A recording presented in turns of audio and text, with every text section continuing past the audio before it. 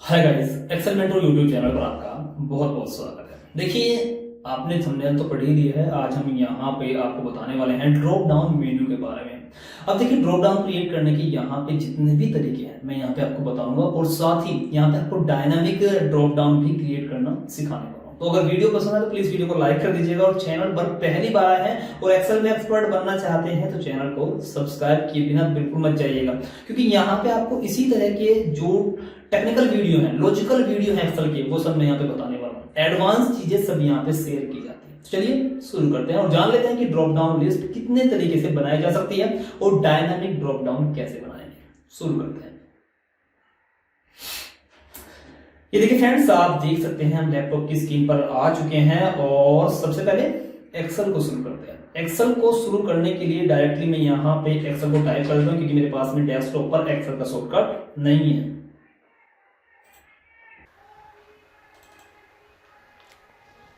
देखिए, जिस फाइल पर अभी हम काम करने वाले हैं, इसका जो फाइल है, जो भी यहाँ पे क्रिएट होगी फाइल, इस फाइल का लिंक मैं वीडियो के डिस्क्रिप्शन में दे दूंगा, और साथ ही मैं यहाँ पे आपको एक आर्टिकल का लिंक भी दूंगा, जहाँ पर आप इसको बहुत ही अच्छे तरीके से समझ सकते हैं और इस फाइल को डाउनलोड भी कर सकते हैं। ठीक है, तो सबसे पहले हम एक काम करेंगे, यहाँ पे हमें एक ड्रॉप डाउन लिस्ट बनानी है, तो मैं यहाँ पे थोड़ा इसको जूम कर लेता हूँ। ठीक है, और एक काम करते हैं, यहाँ पे मैं एक सीट भी क्रिएट कर लेता हूँ, दूसरी सीट जिस पर मैं डाटा रखने वाला हूँ। ठीक है, ये मैंने यहाँ पे डाटा के नाम से एक सीट बना ली। अब मान लीजिए ड्रॉप डाउन जो लिस्ट है मुझे यहाँ पे क्रिएट करनी है। ठीक है, मैं यहाँ पे इसको बोल्ड भी कर लेता हूँ।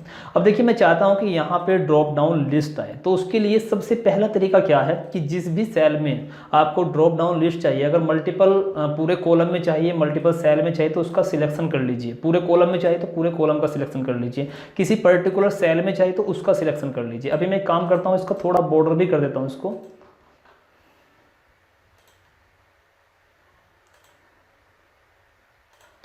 ये देखिए, मैंने यहाँ पे एक बॉर्डर लिख दिया और मैं यहाँ पे लिखता हूँ सिलेक्ट। ओके, ये देखिए मेरे पास में अब यहाँ पे ड्रॉप डाउन नहीं है। मैं यहाँ पे ड्रॉप डाउन क्रिएट करने के लिए डाटा में जाएंगे, और डाटा में आपको यहाँ पे एक ऑप्शन मिलता है डाटा वैलिडेशन का। ठीक है, मैं यहाँ पे डाटा वैलिडेशन को क्लिक करूँगा। सॉरी, ये रहा डाटा वैलिडेशन। ओके, और यहाँ पे जैसे आप डाटा वैलिडेशन के ऊपर क्लिक करते हैं तो इस तरह का आपके सामने बॉक्स आएगा। यहाँ पे सबसे पहला अलाउ के नीचे की तरफ एक ड्रॉप डाउन है, इसके ऊपर क्लिक करेंगे और यहाँ पे आपको लिस्ट को चूज करना है। उसके बाद सबसे पहला तरीका अभी हम समझ रहे हैं। पहला तरीके में क्या होगा, मान लीजिए आपको केवल 2 या 3 ही आइटम यहाँ पे डालने हैं ड्रॉप डाउन लिस्ट में, तो आप यहाँ पे उनको मैनुअल लिख सकते हैं। जैसे मान लीजिए मैं यहाँ पे लिखता हूँ आइटम 1। ओके, पहला आइटम ये हो गया। अब उसके बाद दूसरा आइटम जो भी आप ड्रॉप डाउन में चाहते हैं उसके लिए आप एक कॉमा लगाएंगे, और उसके बाद आइटम 2 लिख देते हैं। आपका जो भी आइटम हो, आइटम ही नहीं लिखेंगे, जो भी आपका आइटम है वो लिख दीजिएगा। ठीक है, चलिए अब एक काम करते हैं, तीसरा आइटम के लिए हम यहाँ पे लिखेंगे आइटम 3। सॉरी, मैंने गलत लिख दिया भाई, आइटम 3, और इसी तरह से आइटम 4 डाल देते हैं, आइटम 4, और उसके बाद में आइटम 5। ओके, इतना करने के बाद मैं यहाँ ओके करूँगा तो आप देखेंगे मेरे सामने एक ड्रॉप डाउन का आइकन आ चुका है। इसके ऊपर मैं अगर क्लिक कर दूँ तो आप देखेंगे आपके सामने ड्रॉप डाउन लिस्ट आ चुकी है। आप देख सकते हैं, ये देखिए ड्रॉप डाउन लिस्ट आपकी आ चुकी है। ठीक है, अब देखिए ड्रॉप डाउन लिस्ट का पहला तरीका आपको समझ में आ गया। जितने भी ड्रॉप डाउन लिस्ट में आपको आइटम रखने हैं उनकी आपको एक कॉमा करके उनकी वैल्यू आपको डाल देनी है, तो उस तरह से ड्रॉप डाउन लिस्ट आपकी बन जाएगी। अब देखिए, अगर काफ़ी बड़ी आपको ड्रॉप डाउन लिस्ट बनानी है तो मैं एक काम कर सकता हूँ। जैसे देखिए, मैं आपको दिखा दूँ आइटम 1 और उसके बाद में आइटम 2, और अगर मैं यहाँ से एक काम करूँ, मेरे पास में मान लीजिए ये एक आइटम की लिस्ट है, ये मेरे पास में एक लिस्ट है जिसमें 17 आइटम हैं। ये तो आप एक काम कर लें, एक कनकैटिनेट का फंक्शन होता है, उसका यूज़ करके इन सभी को आप एक साथ रख सकते हैं। मैं आपको करके दिखा देता हूँ। उसके लिए आप एक काम करें, मैं यहाँ पे एक काम करता हूँ इक्वल और ये, और उसके बाद में कनकैट, और उसके बाद ये, उसके बाद एक कॉमा लगाएंगे और दूसरे आइटम को कनकैट कर देंगे। अब देखिए मेरे पास में क्या होगा, इन सभी को मैं कॉमे के साथ में जोड़ चुका हूँ। ये सभी नंबर्स मेरे यहाँ पे हैं, आप देख सकते हैं। जो लास्ट वाला मेरे पास में सेल है, इसमें सभी नंबर कॉमे के साथ में जुड़ के आ चुके हैं। अगर मैं यहाँ से कॉपी करके और इसकी वैल्यू को एज ए पेस्ट वैल्यू कर लूँ तो मेरे पास में देखिए इस वाले सेल में सभी वैल्यू आ चुकी हैं। देखिए आप देख सकते हैं,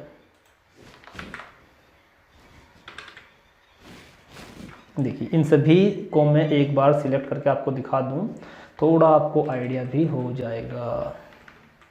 ठीक है, कंट्रोल सी से कॉपी किया और अब देखिए यहाँ पे ड्रॉप डाउन में जो मेरे पास में लिस्ट है वो 5 की ही है। अगर ज़्यादा करनी है तो उसके लिए ये तरीका आप यूज़ कर सकते हैं। अपने आइटम्स को यहाँ पे लिखिए, कनकैट का यूज़ करिए और कॉमे के साथ में आपको वैल्यू को बना लेनी है जैसे मैंने आपको बना के दिखाई। और उसके बाद यहाँ पे जाइए और डाटा में जाइए और डाटा वैलिडेशन में जाइए और यहाँ पे लिस्ट में जो नंबर मैंने अभी कॉपी किए यहाँ पे पेस्ट कर लेता हूँ। देखिए 17 आइटम मैंने यहाँ पे डाल दिए, आप देख सकते हैं 17 आइटम मैंने यहाँ पे डाल दिए। ओके कर लेते, ये देखिए मैंने इनको रिमूव कर दिया। अब एक काम कर सकते हैं, अब यहाँ पे आप डायरेक्टली उस सीट पर जाएं जहाँ पर आपने डाटा रखा है। अगर सेम सीट पर है तो सेम सीट से यहाँ पे आपको ओनली रेंज सिलेक्ट करना है। ठीक है, रेंज सिलेक्ट करने के बाद आप ओके करेंगे तो अब आप देख सकते हैं अब यहाँ पे आपका डाटा फिर से जो लिस्ट है आपकी क्रिएट हो गई है।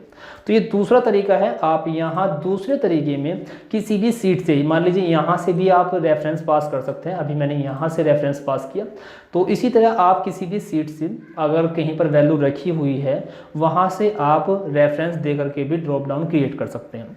तो ये हमारा हो गया दूसरा तरीका। चलिए अब एक सबसे बढ़िया तरीका और डायनामिक लिस्ट क्रिएट करने का तरीका मैं आपको बताता हूँ।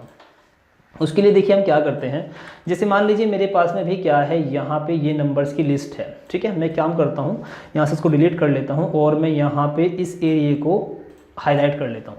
मैं मान के चलता हूँ कि मेरे पास जो आइटम की लिस्ट रहेगी वो यहाँ से लेकर यहाँ तक रहेगी। और अगर मैं ये पूरी रेंज यहाँ पे दे दूँ, देखिए मैं आपको दिखाता हूँ क्या करने वाले हैं हम। यहाँ पे क्लिक करते हैं और यहाँ पे दूसरी आइटम, दूसरी डायनामिक लिस्ट बनाते हैं। ठीक है, और यहाँ पे क्लिक करेंगे और यहाँ से होम से हम एक बॉर्डर ले लेते हैं और यहाँ पे देखिए, अब देखिए हम क्या करने वाले हैं, डाटा में जाएंगे और यहाँ से डाटा वैलिडेशन और यहाँ पे हम चूज़ करेंगे लिस्ट को और यहाँ पे मैं डायरेक्टली यहाँ पे ये रेफरेंस पास करूँगा। लेकिन मैं यहाँ तक करना चाहता हूँ। मैंने क्यों किया यहाँ तक कि अगर इन फ्यूचर में यहाँ पे आइटम बढ़ाऊँगा तो ऑटोमेटिक मेरी लिस्ट में आ जाने चाहिए। अगर मैं ओके कर दूँ तो अब आप देखेंगे मेरे पास में एक लिस्ट तो यहाँ पे क्रिएट हो गई है। ये देखिए आ गई है लिस्ट मेरे पास में 1 2 3 करके आ गई है। लेकिन यहाँ पे कुछ सेल यहाँ पे ब्लैंक थे तो यहाँ पे देखिए ब्लैंक भी आ गई। अब इस चीज़ से बचने के लिए हम क्या करेंगे, ठीक है, देखिए अभी हमारे पास में केवल 11 आइटम थे लेकिन हमने जो रेंज पास की थी वो यहाँ से लेकर यहाँ तक ही की है। तो यहाँ जो ब्लैंक वैल्यूज़ हैं ये भी हमारी लिस्ट में शो हो रही हैं। तो इसका सॉल्यूशन क्या है, इसके लिए हम एक काम करेंगे, ऑफसेट का फंक्शन आता है और ऑफसेट फंक्शन की मदद से हम यहाँ पे केवल उन्हीं वैल्यू को दिखा पाएंगे जो यहाँ पे फिलअप होंगी, बाकी जो ब्लैंक होंगी वो शो नहीं होंगी। उसके लिए आप एक काम करें, यहाँ पे मैं एक काम करके आपको दिखाता हूँ। यहाँ पे ऑफसेट का फंक्शन लगाते हैं। ठीक है, ऑफसेट का रेफरेंस देख लीजिए। सबसे पहले जो उसका सिंटैक्स है उसमें रेफरेंस को चूज करना होता है। रेफरेंस में पूरा जितना भी बड़ा आपका एरिया है जिसमें आप आइटम्स रखने वाले हैं उनको सिलेक्ट कर दीजिए। ठीक है, ये हमारा रेफरेंस हो गया। उसके बाद देखिए रो एंड कॉलम, इसमें आपको 0 0 पास करना है। ठीक है, 0 और उसके बाद 0 और उसके बाद यहाँ पे देखिए हाइट और विड्थ। देखिए विड्थ तो हमारे पास में एक ही है, एक ही कॉलम है, मल्टीपल नहीं है। लेकिन हाइट की बात करें तो हाइट हमारे पास में ये डायनामिक होनी चाहिए, क्योंकि अगर यहाँ पे कम आइटम होंगे तो वहीं तक की लेनी चाहिए, अगर ज़्यादा होंगे तो इसको बढ़ा लेना चाहिए। इसके लिए आपको हाइट वाले फंक्शन में काउंट ए का यूज़ करना है। ठीक है, काउंट ए फंक्शन क्या करता है, टेक्स्ट और न्यूमेरिकल वैल्यू सभी को काउंट करता है। उसके लिए हम एक काम करेंगे, यहाँ पे ये रेंज पास कर देंगे और इसके बाद देखिए मैं एक काम कर लेता हूँ और उसके बाद विद हमारे पास में 1 रहेगी और मैं यहाँ पे एंटर करता हूँ। ये देखिए अभी आप देख सकते हैं हमारे पास में क्या हुआ, केवल वही नंबर्स आए हैं जहां तक नंबर टाइप थे। अगर मैं यहाँ पे अब की बार एक काम करूं, मैं यहाँ पे इसको कंट्रोल डी से डुप्लीकेट कर दूं तो आप देख सकते हैं यहाँ पे ये नंबर आ गया। इसको मैं अगर 2 कर दूं, मैं इसको 2 कर लेता हूँ तो यहाँ पे देखिए ये नंबर आ गया। ठीक है, तो ऑफसेट फंक्शन की मदद से हम डायनामिक ड्रॉप डाउन क्रिएट कर सकते हैं। अब करना क्या है वो समझ लीजिए।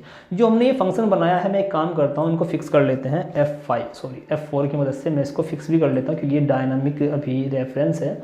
मैं इसको F4 से फिक्स कर लेते हैं और यहाँ पर भी F4 से फिक्स एंटर कर दिया।